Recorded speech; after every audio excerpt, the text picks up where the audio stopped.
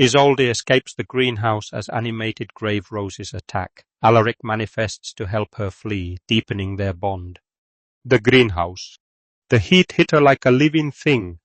Isolde's breath came in sharp, shallow gasps as she ran between the iron-framed chambers, her black cloak tangling around her legs.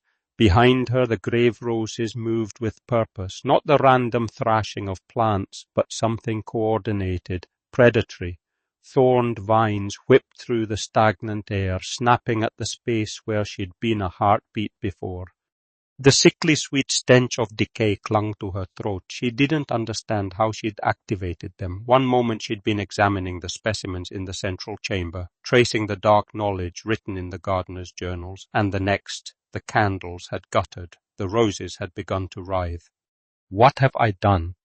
A tendril thick as rope lashed across her path, and she veered left, her fingers scraping against glass as she steadied herself. The cracked panes cast everything in that unnatural, sickly glow. The faded portraits of long-dead nobles seemed to lean closer as she passed, their silent screams following her through the labyrinth. Her vision blurred.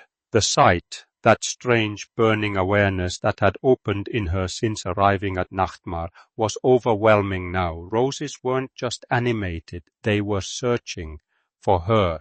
Because of her, she saw them clearly, not just with her eyes, but with something deeper. The greenhouse entrance was ahead, the iron-framed door wavering in her vision like a mirage. She wouldn't make it. A vine wrapped round her ankle, and she fell hard against the mosaic floor. Broken glass bit into her palms. The thorns were drawing closer, and she could hear them now, like whispers from a long-forgotten tomb, the rustle of something vast and ravenous, awakening from deep slumber. Then the air fractured. Silver light blazed through the greenhouse, so bright it burned away the sickly glow. The vines recoiled, hissing, their black petals shredding like burnt paper. Alaric materialized between her and the advancing roses, his form no longer translucent. He was solid, real, burning with an intensity that made her eyes water. His midnight blue cloak billowed around him as if caught in a wind only he could feel, and his pale skin radiated that otherworldly luminescence. "Isolde, we must leave now." His voice cut through the chaos like a blade. "The roses sense your presence."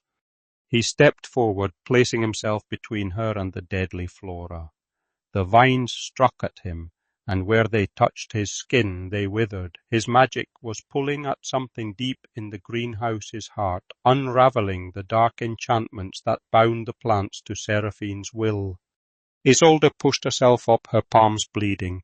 She couldn't look away from him, this man who shouldn't exist, who was burning himself away to save her. "Alaric, her voice broke. "I don't understand. Why are you helping me?" She reached for his hand, her fingers trembling. The moment they touched, warmth flooded through her. Not the oppressive heat of the greenhouse, but something that felt like coming home after centuries of wandering in the dark. Alaric's eyes met hers, and in them she saw centuries of loneliness, of waiting for something he couldn't name. "Because you are my destiny, Isolde von Voss." He pulled her hand against his chest, and she felt his heartbeat, steady, certain, real. "The night has chosen you for me." Another vine lashed out. He didn't release her hand to defend himself. Instead, he drew her closer, shielding her with his body, and the vines recoiled from the silver light of his presence. "Destiny," she whispered. "I've never believed in such things." "Believe, my love." His other hand found her cheek, and his touch was electric, burning away doubt. "In the passion of our souls, in the fire that burns between us." Her shoulder brushed against his as he pulled her toward the entrance. The greenhouse was collapsing around them, vines withdrawing, candles guttering, the glass case at the chamber's center beginning to crack.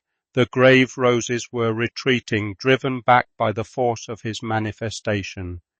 But it was costing him. She could see it in the way his form flickered at the edges, in the strain tightening his jaw. He was spending something precious, something finite, to keep her alive. Don't, she said, though she wasn't sure what she was asking him not to do, not to leave her, not to fade, not to let her go. I won't. His grip on her hand tightened. Not now, not ever. They reached the iron-framed door. Behind them the greenhouse's malice was reaching a crescendo, a sound like 1,000 voices screaming in unison. Alaric kicked the door open, and the humid air of the estate's hallway rushed in, cool against her fevered skin.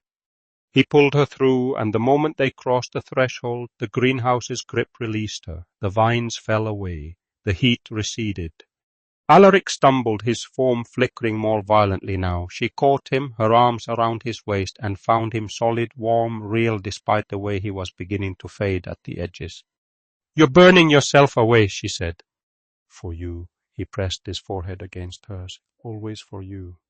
Behind them, the greenhouse door swung shut with a sound like a coffin lid closing. But they were outside it now. They were alive.